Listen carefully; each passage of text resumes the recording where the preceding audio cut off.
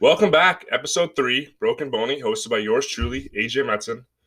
This podcast is now available on all streaming platforms, so anywhere you can find a podcast, you can hear my dumbass talk for 20 or 30 minutes. I'm in a great mood, if you can't tell. NFL's back.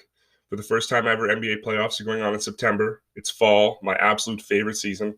There's a cold breeze.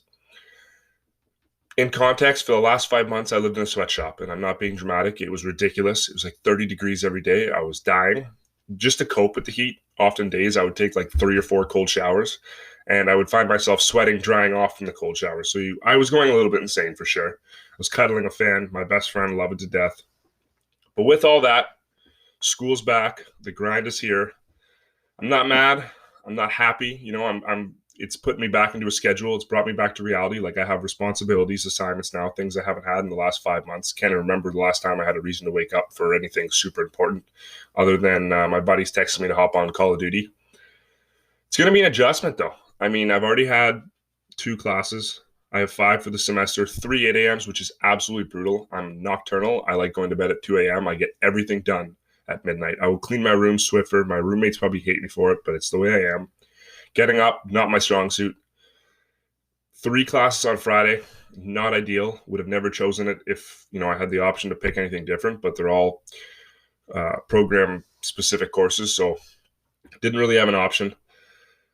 It's been a bit of an adjustment, but we're getting back into the swing of things. I'm not, like I said, I'm not that mad, but it is what it is. Yesterday, I wake up, 7:30 a.m., didn't hit the snooze button, pat myself on the back for that. Go to Tim Hortons, get an iced coffee. I'm trying to wake up, get ready for the day, be on time for class. So 8 a.m., pen and paper ready at the desk, roll into class, I guess you could say on Zoom. There's like 20 or 25 of us. We're all hanging out, we're talking in the group, and then the message board or whatever you want to call it.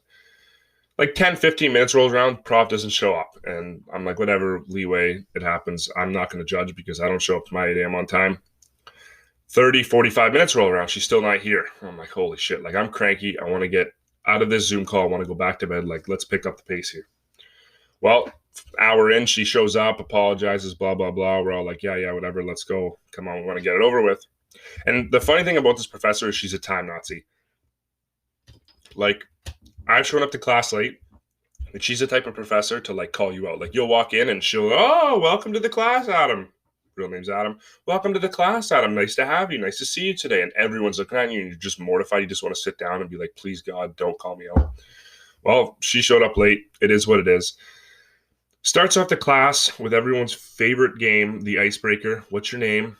Where are you from? Tell me something interesting about you. Now, the thing is about this class in particular is it's program restricted. So we've all known each other. Most of them have known each other for 4 years. I've been here last year, but I still know everything about them.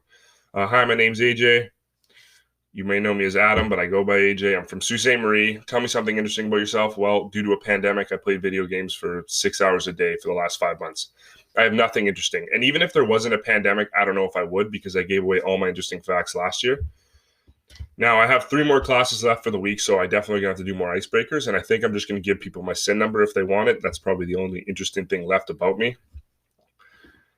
Following that, I was expecting the typical Zoom class, you read off the slides, I'm nodding off, probably hitting my head on the desk to wake up a couple times. But she assured us, she's like, no, this is not going to be the same type of class you've had.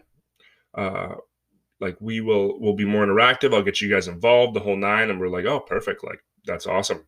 Well, halfway through it rolls around, I have 4 notes taken. They're all exactly off the slides that she's reading from.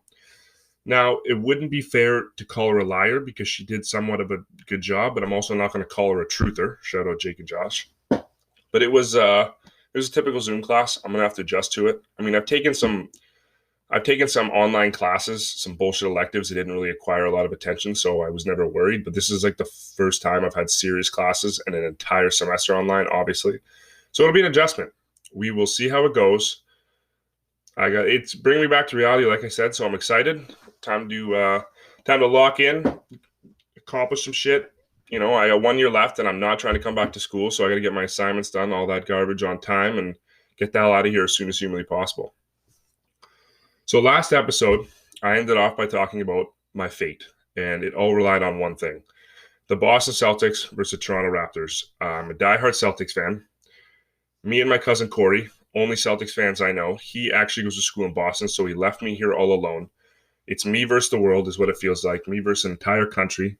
I'm getting texts, DMs, tweets, the whole nine, just roasting me over the last 5 games. And it was a good 5 games. I'm not mad.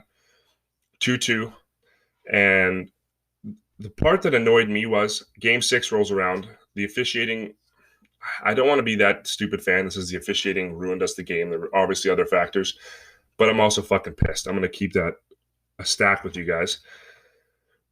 Like the Raptors fans I know, I think they're delusional and they have ability to wipe out certain parts of the game that the negatives and just talk about the positives, and it's like nothing ever happened. And for me, being a Celtics fan looking the other way, I'm like, you guys are idiots. Like it just sends me over the edge. They get under my skin, I'm not gonna lie.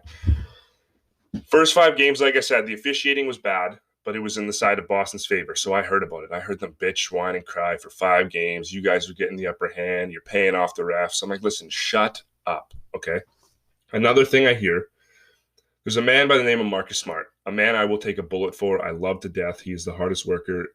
He is me if I were 6'3", 250 and could play basketball. I don't know how much he actually weighs. He probably sounds out of shape by saying that. I will take a bullet for this man. Now, what he's known to do, he's known to flop a little bit. You know, he sells a call. He's good at it. It works for him. It's part of his game. He gets under people's skin. But I hear about it. I mean, they text me like, this guy's a pussy, blah, blah, blah. I'm like, listen, shut up, okay? Game 6 rolls around. The officiating is brutal for Boston.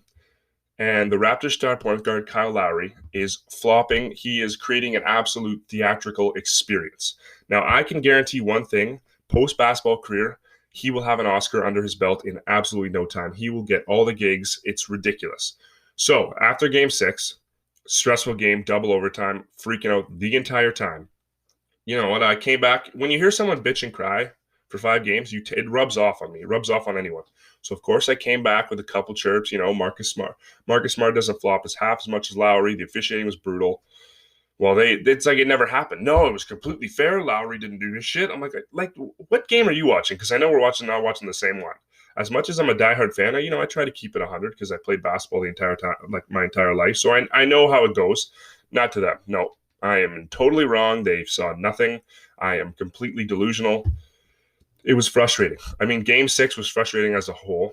I watched it alone in my room, door shut. I was completely locked in. If I would have filmed myself, you guys would have thought I killed someone and I was pacing around my room trying to figure out how to cover up the murder. I mean, I was pulling my hair out. I thought I was going to pass out. My heart was just sinking. It was an emotional roller coaster, to say the least.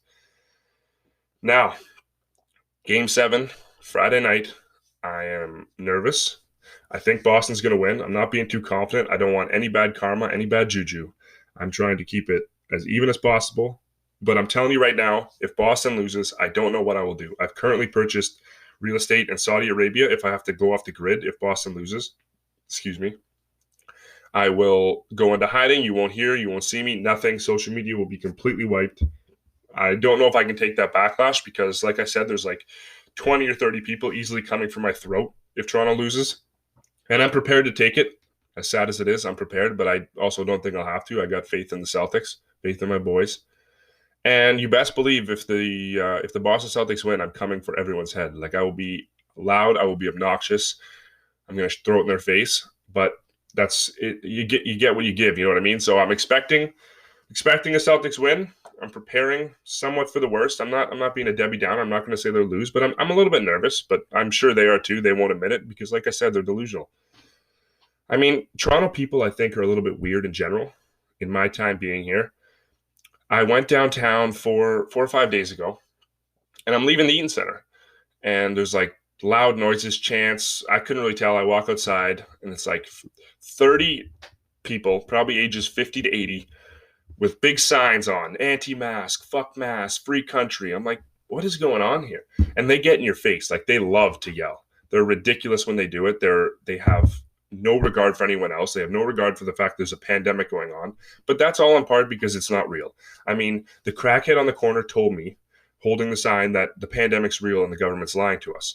Now, I don't know about you guys, but my mom always told me growing up that you should definitely listen to the crackhead 50-year-old lady screaming in your face that a pandemic is fake.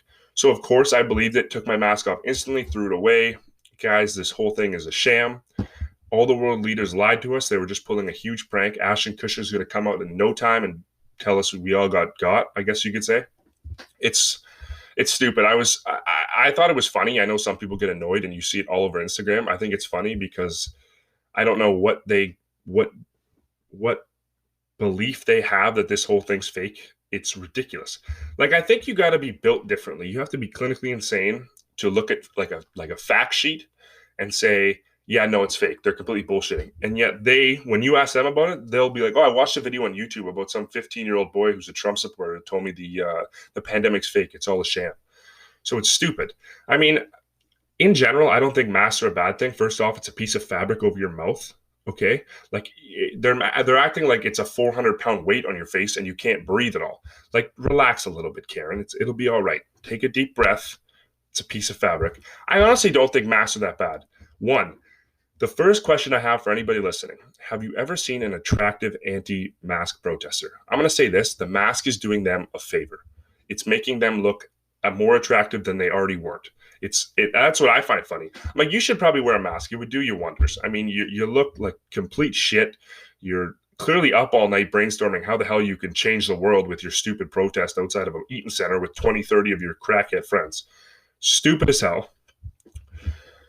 I mean, being a 22-year-old kid, you know what? I get acne. The mask hides that acne. It's not bad. I also have a cheesy mustache that I really enjoy, but my mother and friends chirp me for, so it covers up that, but I still get to enjoy it in my own home. A lot of people, I go downtown, you're on the subway, they have nasty breath. It's like people don't know how to brush their teeth. The mask covers that. And it also makes you realize that you don't brush your teeth. So it's a really big positive in that way. Now, there's obviously protests that are good. I'm all for the ones going on right now. I'm not saying all protests are bad. I'm saying these stupid ones. Like, you could go downtown Toronto and you'll have people yelling at you at why you shouldn't wear a toque in the middle of winter in minus 20 degree, and they will believe it. They will protest. I will want to go to McDonald's, and they'll be protesting that Wendy's is better. It's like, why do you give a shit so much what I want to do? I mean, if it's not completely serious, like if I want to wear a toque in the winter, if I want to go to McDonald's, you're getting, damn what, I'm going to do it. I'm going to do what I want to do, and your weird ass isn't going to change my mind. For some reason, I'm overly passionate. This is like a grind my gears segment. But like, I went downtown and they had a rally for fur. Now, I'm not saying like those protests are stupid. I'm just saying I don't know what they think they're going to tell me that's going to change my mind. I do own a nice jacket. It does have fur on it. But like these people, middle of winter, I kid you not, they're laying on the mushy, like snow-filled, freezing cold road, laying down. I'm like, you guys are ridiculous. Like, this is the most insane thing I've ever seen. They're laying down, yelling at people. And I had a lady get in my face. This was before the whole Corona thing, don't worry. And she's getting in my face, yelling at me. I'm like, what do you want me to do? Do you want me to take off this jacket and just throw it out? Is that what you think is going to happen? Because I'm telling you right now, it's not. Like, it costed money. I don't have a lot, and I'm not about to do it.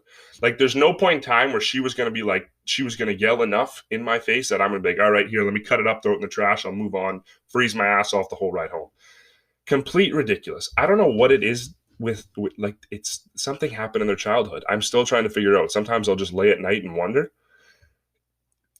It's speechless. Like, you got to see it for yourself. You got it. One time you'll go downtown Toronto and you'll see someone yelling for the dumbest shit, and you'll be like, oh, now I get what he's talking about. And they will have no regard for you. They will get in your face, and they think right then and there you are going to change everything you've ever thought about. You're going to have a completely new mindset.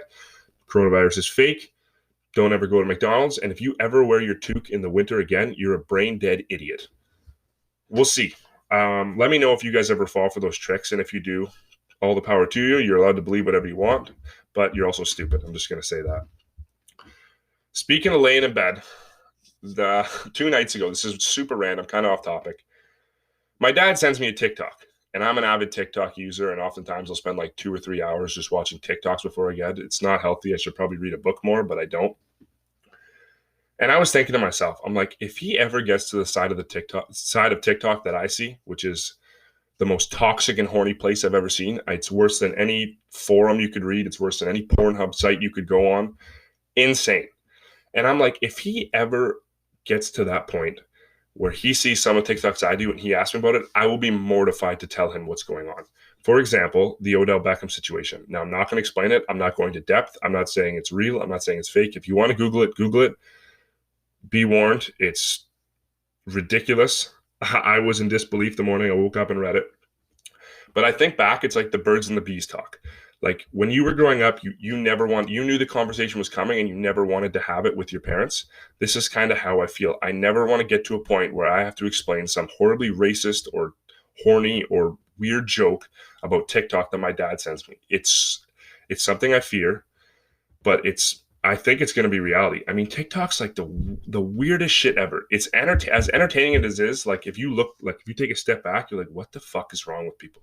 Now, being in HR, you're told to like just Google the name. Social media come up.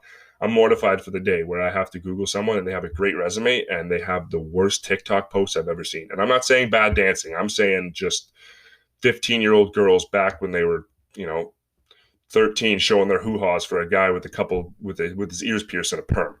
Mortified. That's that though. So a little bit of a short episode, but I'm okay. My ADHD is kicking in.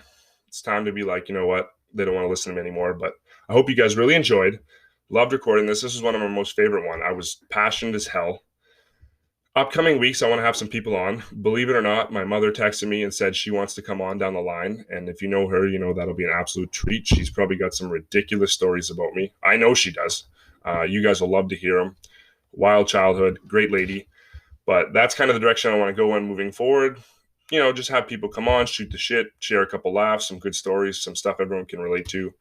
People in college, whatever. My mom, as weird as that sounds. But yeah, thanks for listening. It's my birthday weekend. I'm going out. Gonna have one or two, 3 drinks, too many, but it's a birthday weekend. Like I said, I'm gonna have some fun. I'm gonna enjoy responsibly. I hope you guys all enjoy responsibly. Have a great weekend. Stay safe. Love you. See you later.